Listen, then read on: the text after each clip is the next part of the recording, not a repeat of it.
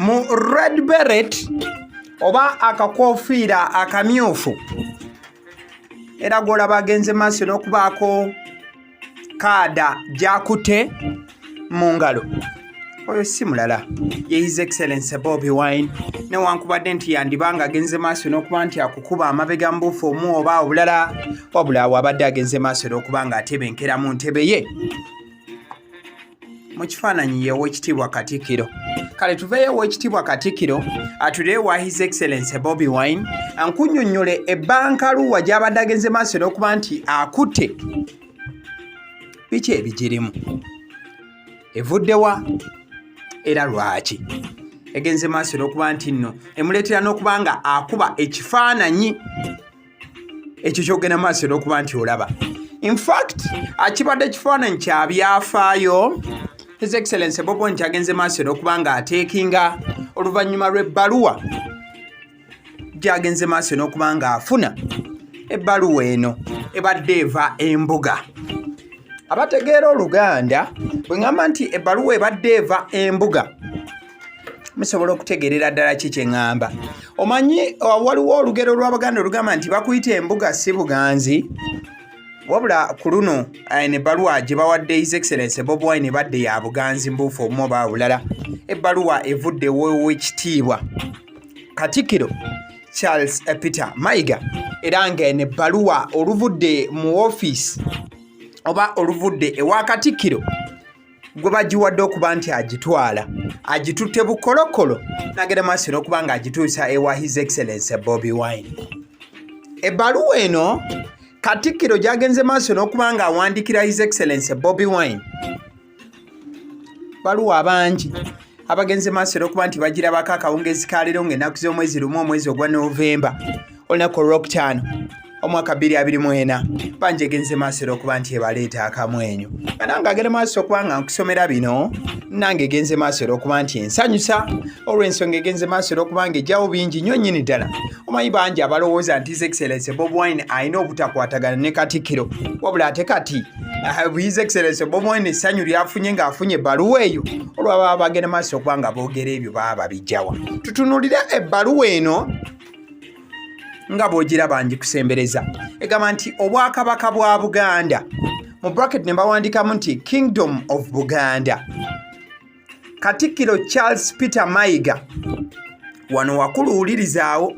Katikkiro Charles Peter Mayiga ayita Honorable Robert Kyagulanyi Ssentamu, wuliriza ebbaluwa, Obwakabaka bwa Buganda, Kingdom of Buganda. Katikkiro Charles Peter Mayiga ayita Honorable Robert Kyagulanyi Ssentamu okubeerawo mu kuggalawo empaka z'omupiira gw'amasaza 2024 ku Lwomukaaga ng'ennaku z'omwezi 2 omwezi ogw'Ekkumi omwaka 2024 essaawa 7 ez'emisana mu kisaawe kya Mandela National Stadium Namboole wakati wa Buddu ne Kyaggwe. Ebyo byonna biwandiikiddwa Oweekitiibwa Katikkiro ebbankaluwa gy'abadde aweereza His Excellency Bobi Wine.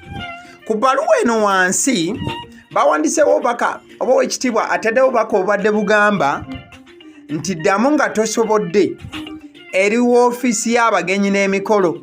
Lwakuba nti His Excellency Bobi Wine musajja mugezi nnyo. Ennamba z'amasimu eziteereddwa ku bbaluwa eyo agenze maaso n'okuba nga azinyigamu akatangaala tosobola kuba nga oziraba. Mwabaagala okwekubyakubya amasimu ge batabagambye temujja muswadde. So His Excellency Bobi Wine ebbankaluwa eno Oweekitiibwa Katikkiro gy'amuweereza ya VVIP. Waliwo gye tuyita VIP, wabula His Excellency Bobi Wine ebbaluwa gye bamuwadde ya VVIP. Wabula His Excellency Bobi Wine olufunye ebbaluwa eno n'aweereza Oweekitiibwa Katikkiro obubaka obulaga okusiima n'okukkiriza n'agamba nti puroguramu y'enkya ewedde. Let's go and show some numbers. Awangaale Ssaabasajja Kabaka. Bobi Wine olufunye ebbaluwa okuva ow'ekitiibwa Katikkiro agenze maaso n'okuba nga asiima nesse kusiima yenna ekyokuba nti ebbaluwa emuweereddwa ow'ekitiibwa Katikkiro era agenze maaso n'okuba nti agamba bannayuganda nti puroguramu y'enkyewedde. Let's go and show some numbers. Awangaale Ssaabasajja Kabaka. Nange kyenkoze His Excellency Bobi Wine olugenze maaso okuba nti nno ateeka stamp n'okuba nti nno yeeyanza obubaka okuva eri Katikkiro. Nange ngenze maaso okuba nti nno mbafunirako embeera nga bweyimiridde essaawa zino. Ebifaananyi bye ngenda maaso okuba nga nkukubira mukwano gwange bye byengenze maaso okuba nga nkugira wali mu kisaawe Namboole. Empaka z'omupiira gw'amasaza. Fayinaali ya lunaku lwa nkya. Ojja kujjukira bulungi nti eno ye Masaza Cup Finals Buddu egenda kuba ettunka ne Kyaggwe. Mukimanyi bulungi bannabuddu muganda wange. Lwogera maaso okuba nti nno okuba eriiso ly'omu Kampala wano. Buli omu nze nva Masaka. Oyo aba yakaita nange nva Masaka. Oba abatava Masaka be baliwa. In fact waliwo n'abatava Masaka naye nga olw'okuba baamanya nti ab'e Masaka bangi nabo basanga beerimbisa obwo n'omugamba ova Masaka mu kitundu ki abamu nga bamanyirwa era. So eyo ebbaluwa ebadde eva ow'ekitiibwa Charles Peter Mayiga Katikkiro wa Buganda kagenda maaso okuba ng'agiweereza His Excellency Bobi Wine mu buufu obufaananako bwe butyo. Kale tujja kuba nga tulindirira okulaba His Excellency Bobi Wine ng'ajja essaawa zijja kubeera 7 agambye nti agenda kubeerawo kubanga ow'ekitiibwa Katikkiro amugambye essaawa 7 sebubeera ng'otuuse ku mpaka zino ez'amasaza ga Buganda 2024 fayinaali oba empaka ez'akamalirizo oba omukolo ogunaagenda maaso okuba nga gugalawo. Kale bwe tuba nga tuvuddeko keeyo njagadde nkuleetereko ko embeera okuviira ddala side za His Excellency Bobi Wine. Ebifaananyi byengenze maaso okuba nga nkukookererako wano ebyo bye bifaananyi ebyabaddewo olunaku olw'eggulo. His Excellency Bobi Wine yagenze maaso okuba nga atambulakoko awamu ne bannakisinde oba ne bannakibiina ki National Unity Platform ne bagenda maaso okuba nti nno batandululako ebigere ne babijja e Kampala ekipayopayo oba ekiwejjowejjo nga bali Kisoro.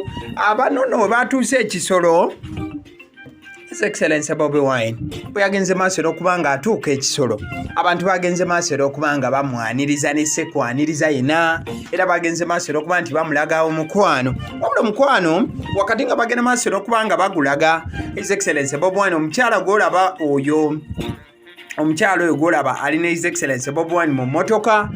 Omukyalo oyo amanyiddwa nga Tana Salim oba abamu gwe bayita Tana. His Excellency Bobi Wine gwe yabategeze maaso okuba nti agenda okuwandako eddusu oba agende maaso okuba nti nno amwenda osinga abantu b'Ekisoro bagende maaso okuba nga bamulabira ddala side z'Ekisoro awo era yageze maaso okuba nga ateekako obubaka obwadde bugende maaso okuba nga bulaga embeera yonna gye yageze maaso okuba nga ayitamu bwe yatuukidde mu bitundu by'Ekisoro. In Kisoro district, we successfully nominated our candidate for district woman MP, Comrade Tana Salim aka Tana. We are very thankful for a very warm reception by the people of Kisoro. We also use this occasion to officially open the NUP office in the district. I'm super energized by the energy of our people in Kisoro. Kisoro for NUP. People power.